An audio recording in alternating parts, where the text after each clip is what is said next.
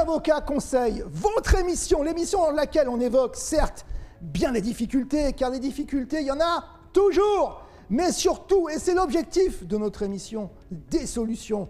Le sujet d'aujourd'hui, le droit de passage. Ah, de quoi s'agit-il? Eh bien, peut-être ça ne nous est jamais arrivé en tant que propriétaire, mais il arrive parfois qu'un propriétaire ait un courrier d'un voisin qui lui dit « Voilà, monsieur, je suis enclavé et je sollicite à passer sur votre terrain parce que je n'ai pas d'autre solution pour arriver à la route. » Effectivement, c'est une question qui se pose de plus en plus et qui peut étonner, car cette situation-là est relativement fréquente.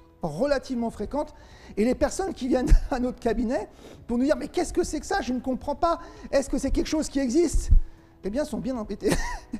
Et c'est le thème de l'émission, de vous apporter des solutions, des explications pour que vous compreniez ce qu'il en est sur ce droit de passage.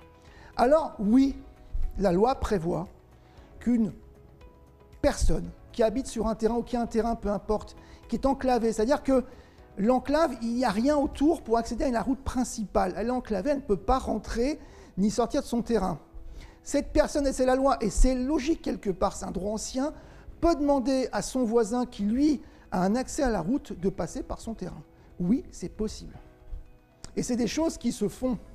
Alors, déjà, ça peut être fait conventionnellement. Des fois, c'est prévu, où les voisins s'accordent pour justement, est-ce qu'il y a un droit de passage, ou bien lorsqu'il y a des lotissements qui se font en même temps, on prévoit une convention pour qu'il y ait différents droits de passage qui soient organisés. C'est ce qu'on appelle le droit de passage conventionnel. Ça existe, les servitudes conventionnelles, pour être plus précis. Et puis, le cas qui nous intéresse un peu plus aujourd'hui, c'est là où on n'est pas d'accord, ou du moins, on n'est pas tout à fait prêt à vouloir accepter qu'une personne passe par notre terrain. Ce qu'on peut comprendre, elle a des droits, c'est vrai. Dans ces cas-là, elle peut agir en justice, et on ne va pas lui octroyer un droit de passage comme ça en passant par votre jardin. Non, du tout. La loi nous dit que ce droit de passage doit être envisagé selon l'endroit le plus court, mais aussi, et c'est cumulatif, le moins dommageable. Je m'explique. Imaginons qu'il y a un endroit le plus court qui passe par chez vous, sur votre piscine par exemple. C'est des choses qui peuvent arriver d'ailleurs. Il y a déjà des demandes comme ça existe. Mais qui est bien le plus court? Eh bien, on peut penser, au regard de la loi, que ce n'est pas le moins dommageable. Et que par conséquent, ce droit de passage-là, sur votre piscine, ne pourra pas être envisagé et pas accepté, car il faut justement qu'il y ait quelque chose de concordant. Donc, ce ne sera plus le plus court, ce sera, dans ce cas, moins dommageable, du moins un endroit moins dommageable, et qui sera un peu plus long. Mais effectivement, c'est quelque chose qui peut être fait. Alors, les choses ne se font pas comme ça.